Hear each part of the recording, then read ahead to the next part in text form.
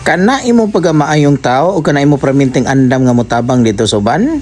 Kung mahimo limitahi gyud na. Or kung mahimo pagid undangi na gyud na. Amigo, ikaw rin mahimong alaot. Ngano man, ilar ka nga busaran. Og ikaw pagyud ang mahimong dautan.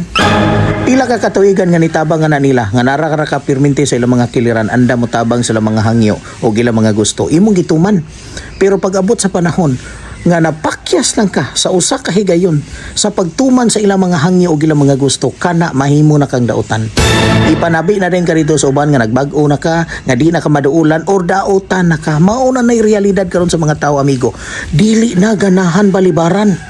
O bitaw na ikaw limitahin na gyud na o di manggaling undangi. Mamahimo magaling kang bida sa mga istorya kung makatabang ka na nila, pero mamahimo sa kang dako kayong kontrabida sa ilang mga istorya. Labi nag napakyas lang ka sa usa ka higayon nga napakyas ka sa pagtuman sa ilang hangyo.